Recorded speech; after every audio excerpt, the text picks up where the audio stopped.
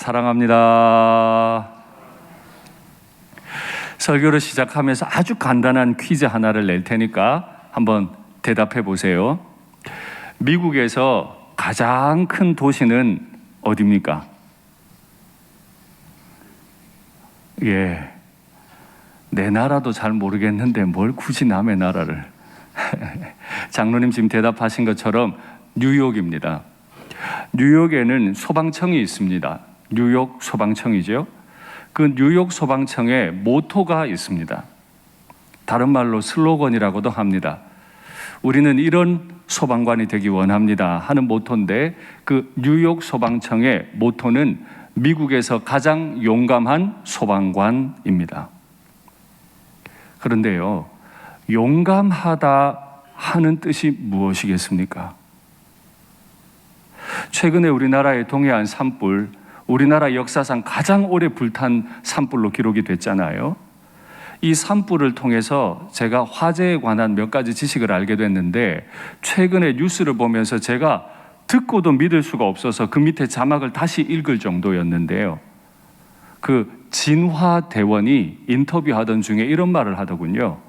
그 산불 한가운데 온도가 무려 6,000도였대요. 6,000도.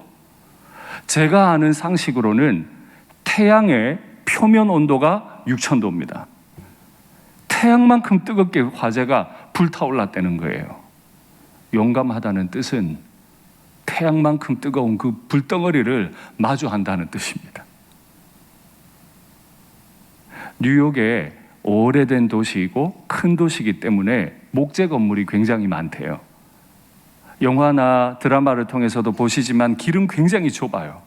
소방차가 함부로 들어가지도 못하죠. 진화대원의 손에 달렸어요.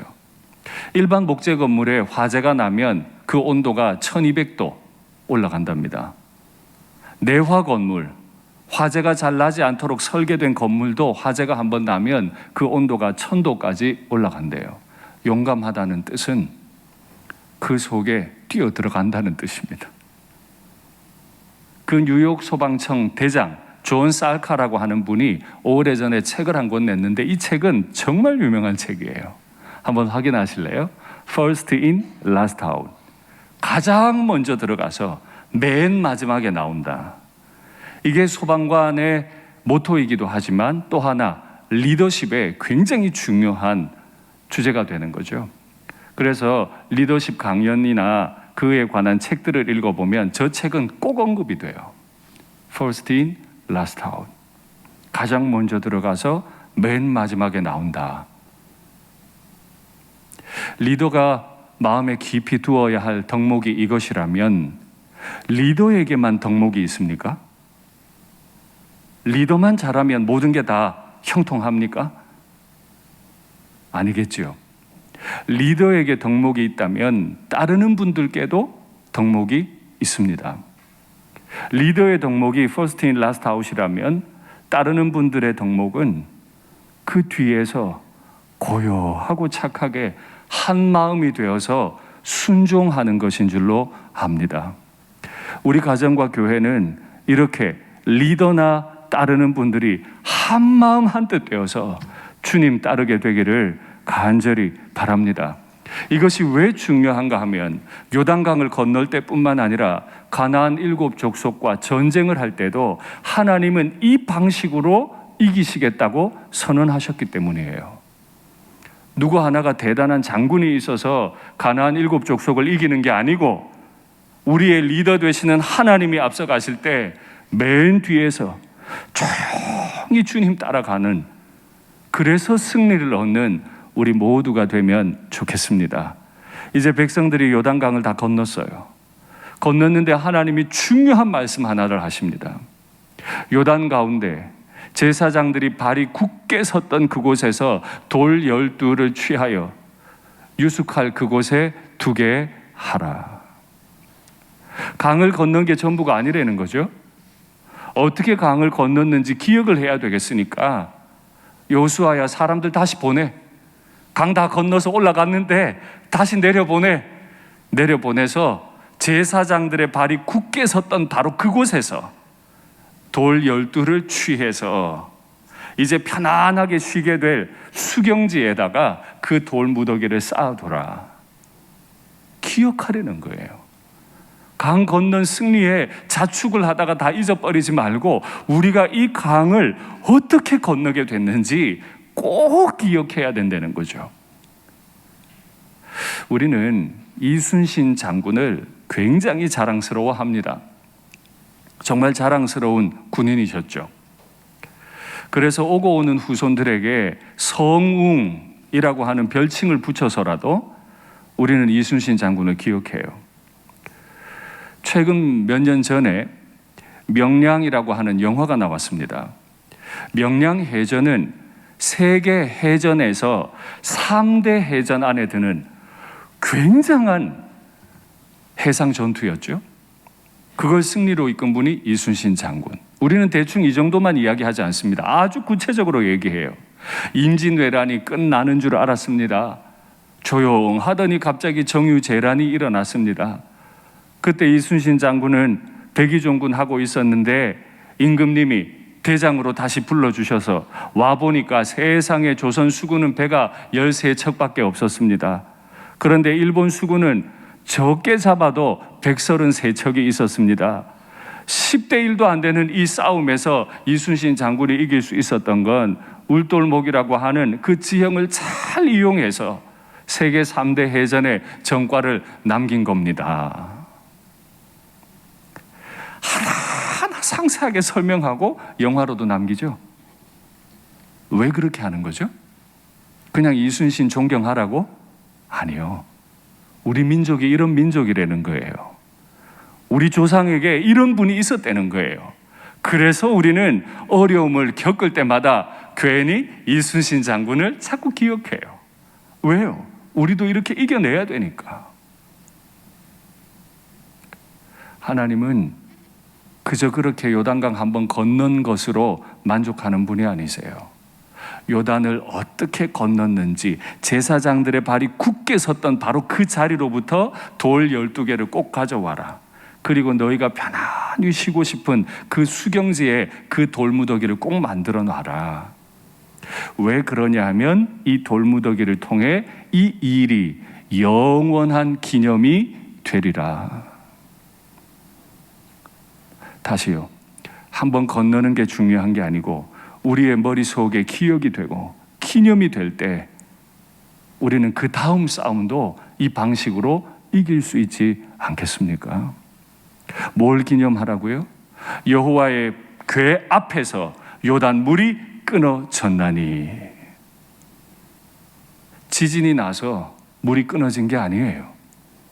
물이 철철 흐르다가 여호와의 궤가 딱 들어서는 순간 그 앞에서 요단물이 끊어졌다는 사실을 기억하게 하기 위해서 제사장들, 언약궤가 섰던 바로 그 자리에 있는 돌들을 꺼내서 기념하려는 거죠.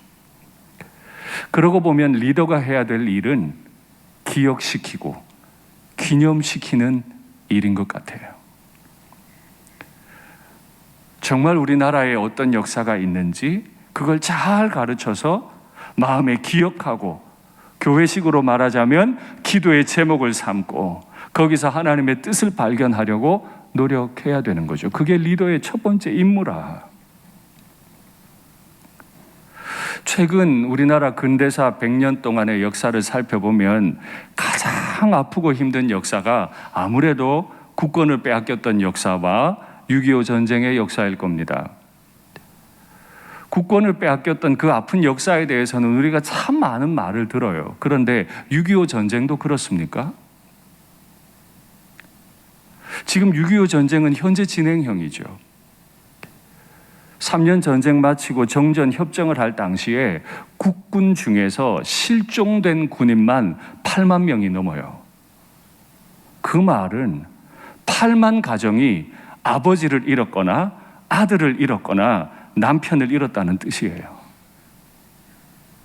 그 중에 국군의 북한으로 포로로 끌려간 사람이 6만 명이에요.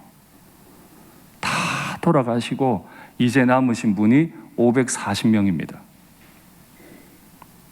그 아픔의 역사는 지금도 진행되고 있어요. 그래서 우리 어른들과 대화하다 보면 6.25나 북한 얘기하면 진짜 심각해집니다. 바로 겪으셨거든요. 그건 절대 잊을 수 없는 역사거든요. 그 일이 왜 일어났는지 우리는 기억해야 되고, 그걸 두고 기도해야 되고, 하나님의 뜻을 해석해내야 되잖아요. 그게 리더가 할 일이에요. 국가 이야기 그만하고 교회 얘기 한번 해볼까요? 우리 교회가 올해 89주년, 이제 내년이면 90주년이에요. 한국 교회에서 90주년을 맞이하는 교회가 얼마나 될까요? 많지 않을 것 같아요. 목사로서 목사님들 모임에 가서 목사님 교회 몇 년 됐어요? 이런 질문 잘 하거든요. 90주년입니다. 이러면 다들 깜짝 놀라요. 아이고, 일산 신도시 90년 된 교회가 있냐고. 그럼요, 우리 교회가 어머니 교회예요. 막 이야기합니다. 그런데 여기서 한 가지 질문할게요. 이제 90주년이 되는 일산교회, 이거는 꼭 일산교회 역사 가운데 기억해야 되겠다, 정말 아름다운 역사다, 무엇이 있습니까?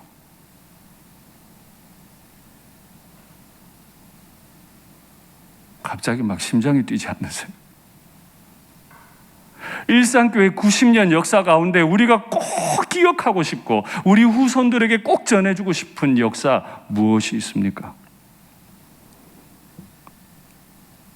왜 이 문제가, 이 질문이 중요한가 하면 하나님이 이 지역에 교회를 세우시고 이 교회를 통해 하나님의 일을 행하셨는데 그걸 우리가 경험하고 간증하고 기념해서 우리 후손들에게 이 아름다운 교회를 물려줄 준비가 되었냐는 말입니다.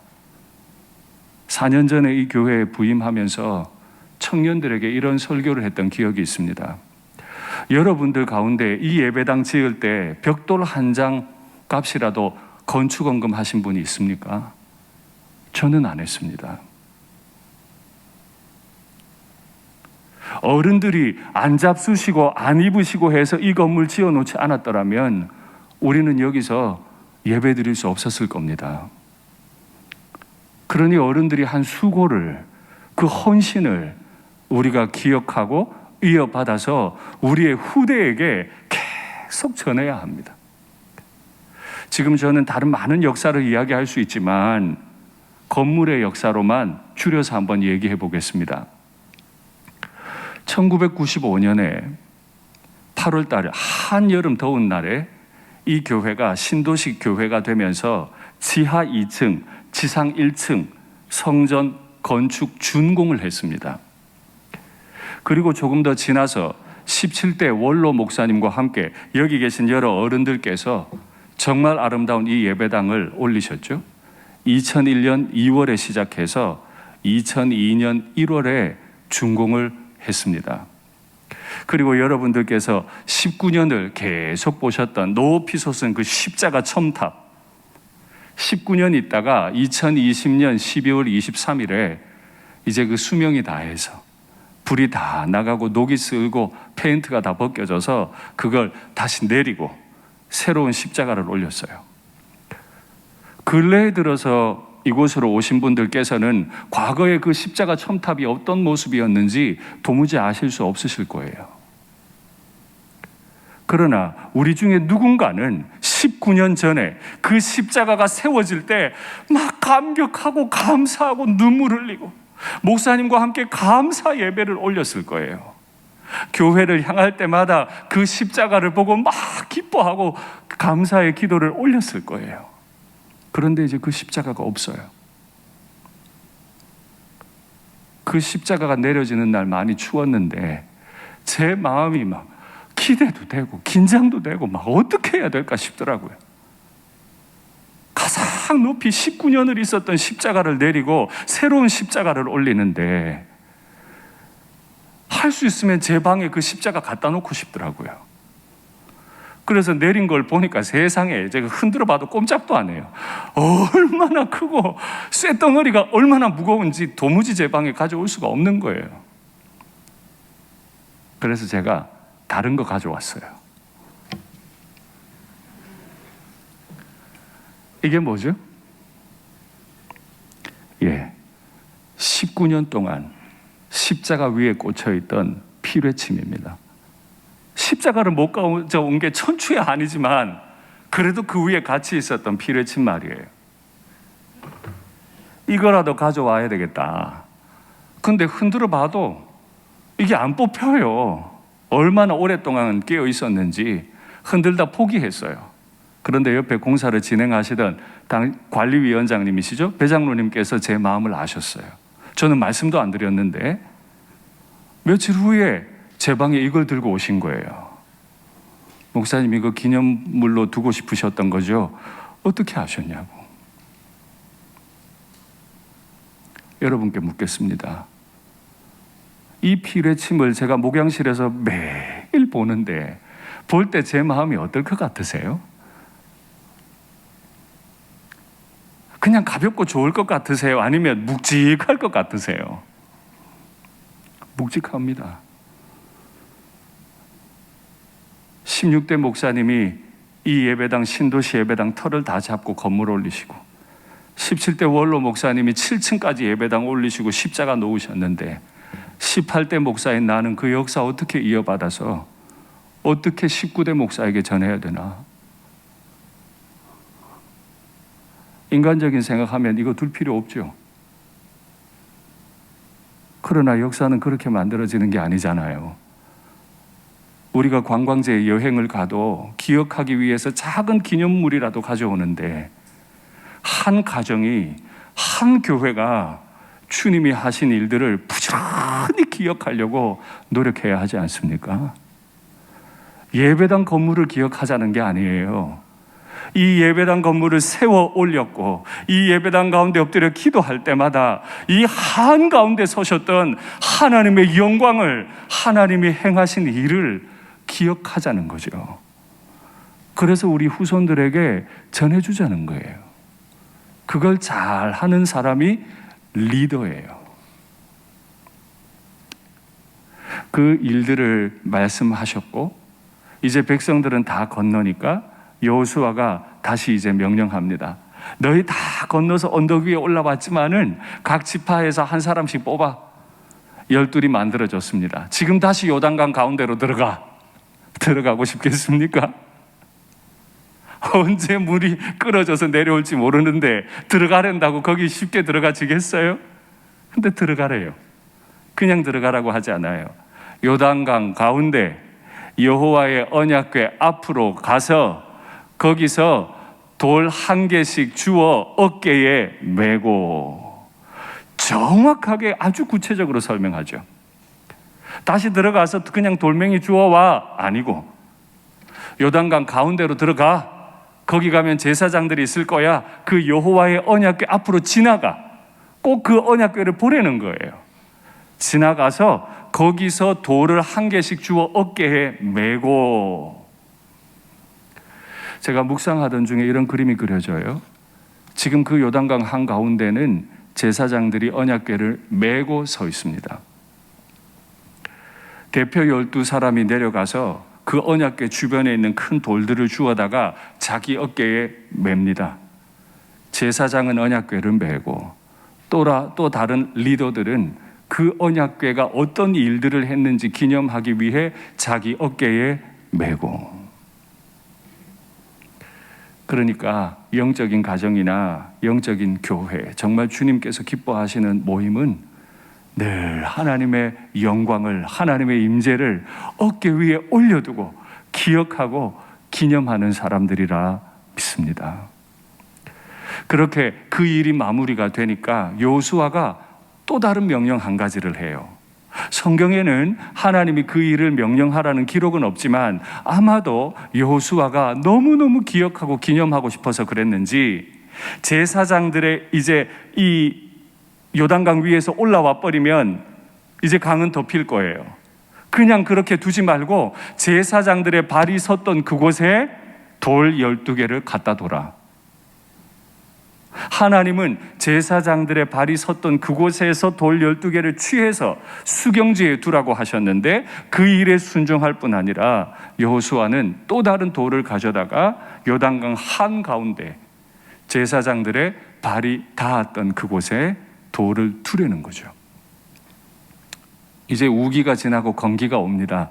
요단강 물이 말라요. 안 보이던 돌덩어리가 갑자기 12개가 확 솟아오릅니다. 뭐 하고 싶었던 거죠? 바로 여기에 여호와의 언약궤가 섰었고 이 강이 끊어졌었어. 그걸 기념하고 싶은 거죠. 리더는 한 가정의 가장이나 교회 담임 목사나 일터의 부서장이나 리더는 선배들께서 어떻게 하나님과 함께 일하셨고 우리가 앞으로 어떻게 일을 해가야 할지, 우리가 어떤 싸움을 싸워왔고 앞으로 어떻게 가나안 전쟁을 해나가야 할지를 하나님의 임재 가운데서 기억하고 계획하는 사람들입니다. 그래서 묻겠습니다. 리더이십니까? 여러분들께서는 가정에서 리더이시고 교회에서 리더이십니까? 다른 말로 바꾸면 하나님의 영광을 그리워하고 그 하나님의 영광 아래 고요히 엎드리고 뒤따라가는 온유한 그리스도인입니까? 하는 질문이죠.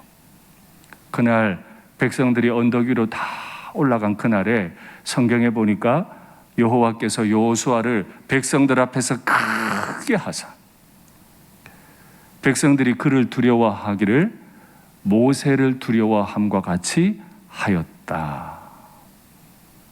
하나님을 진실로 두려워하는 사람은 하나님이 행하시는 일도 두려워해요. 하나님을 진실로 두려워하는 사람은 하나님이 세우신 사람들을 두려워해요. 아까 장로님 기도하실 때 우리가 굉장히 좁은 우리의 기준을 가지고 얼마나 많은 사람을 아프게 했는지 그 죄를 구체적으로 고백하셨죠. 예. 하나님이 행하시는 일, 우린 그 뒤에서 따라가고 있을 뿐인데 내 기준에 안 맞다고 얼마나 사람들의 마음을 아프게 하지는 않았는지, 그래야만 하나님이 영광 받으실 것처럼 얼마나 나쁘게 행동하진 않았는지 우리의 마음을 돌아봅니다. 기억하십시오. 하나님은 그가 사는 날 동안에, 그가 생존하는 날 동안에 앞으로 20여 년가량 여호수아를 모세처럼 두려워하도록 그를 높이셨대요. 이것이 하나님이 일하시는 방법인 줄 믿습니다. 여호와의 제사장들이 언덕의 마른 땅에 발을 밟는 순간에 요단 물이 도로 흘러 언덕에 넘쳤더라. 어떤 사람들은요, 말도 안 되는 소리 하지 마라. 그때 거기 지진이 나서 그렇게 됐을 거다. 지진이 나서 물이 흐르다가 그냥 물이 끊어져 버렸을 거다. 예, 그렇게 말하고도 싶겠고 그럴 수도 있겠어요. 그러면 제사장들의 발이 요단 물가에 닿자마자 끊어지고 요단 언덕에 닿자마자 물이 다시 흐른 건 어떻게 또 설명할 거예요? 또 지진이 나서 끊어졌던 강물이 다시 돌아왔나요? 그렇게 설명하면 안 되죠. 하나님은 이 방식으로 요단도 건너고 이 방식으로 여리고 성도 무너뜨리고 이 방식으로 7 족속도 몰아내고 그 가나안 땅의 주인이 하나님이심을 선포하기 원하셨던 거죠. 우리는 그 뒤를 따르는 사람들일 뿐입니다. 그리고 여호수아는 그 가져온 12돌을 길갈이라고 하는 수경지에 탁 세워놓습니다. 그리고 한마디 해요. 분명히 여러분들의 자손들이 물을 겁니다. 아버지, 왜 우리가 가는 곳마다 이 12개의 돌을 세워두는 거예요? 라고 묻거든 꼭 이렇게 대답해라. 그래, 우리가 과거에 애굽에서 종살이 하다가 나왔는데 그때 하나님이 우리 앞에 놓였던 큰 물, 홍해를 마른 물같이, 마른 땅같이 건너게 하심 같이 우리 앞에서 요단을 갈라지게 하셔서 마른 땅 건너게 하듯 건너게 하셨어. 우리 민족은 말이야, 거대한 물을 2번이나 건넌 민족이야. 2번을 건넜으면 3번은요, 4번은요. 하나님의 역사를 뒤따르고 온유하게 하나님의 말씀에 순종하며 걸어가는 사람은 아무리 큰 물이 2번이고 3번이고 4번이고 가로막아도 하나님의 은혜 따라 건널 수 있는 사람인 줄 믿습니다. 이걸 가르치려는 거예요. 믿음의 야성을 가르치려는 거예요. 내가 뭐 했고 영웅담만 자꾸 늘어놓지 말고 하나님이 어떤 일을 행하셨는지를 끝까지 가르치려는 거예요. 그래야 이 전쟁이 끝이 나요. 그래야 하나님이 영광을 받으시죠. 그리고 마침내 항상 여호와를 경외하게 하려 하심이라. 왜 하필 요단강 물이 언덕에 넘치는 때 가장 강폭이 넓은 바로 그곳으로 건너게 하셨습니까? 아이고 리더시여, 이게 무슨 일입니까? 왜 이렇게 강물이 넘칠 때 건너라 그럽니까? 왜 이곳인데요? 하고 싶은 말 많죠. 그러나 그렇게 말하면 안 돼요. 하나님이 여호수아를 크게 하시고 하나님이 여호와를 경외하게 하시려고 일부러 그 일을 행하셨다고 마무리를 하잖아요. 그리고 길갈에는 12돌이 세워졌는데 그 길갈은 이름 없던 땅이었어요. 그런데 여호수아와 그 백성들이 그 땅에 돌을 세우는 순간에 그 땅은 이스라엘 역사에서 가장 유서 깊은 영적인 성지가 되었습니다. 문득 생각이 들어요. 어떻게 땅이 거룩해질 수 있을까?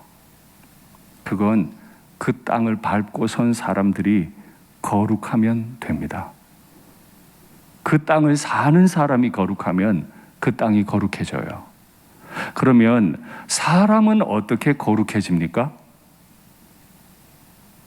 그 사람의 마음 한가운데 하나님이 계시면, 사람이 하나님의 영을 마음에 담고 있으면 그 사람은 거룩해지는 줄 믿습니다. 우리는 우리 앞에 놓인 요단도 여리고도 다 그렇게 이길 사람인 줄 믿습니다. 말씀을 맺겠습니다. 리더는 first in, last out 하는 사람입니다. 가장 먼저 들어가고 맨 마지막까지 버티는 사람이죠. 하나님은 우리의 리더이십니다. 그분께서는 내 개인의 인생이나 우리 가정이나 우리 교회 앞에서 늘 앞서 행하시고 끝까지 책임지실 분이신 줄 믿습니다. 우리가 할 일은 그 리더가 행하신 일들을 그 뒤를 고요히 따라가며 하나님이 행하신 일에 감사하고 우리의 후손들에게 하나님이 하신 일을 잘 전하는 일인 줄 믿습니다.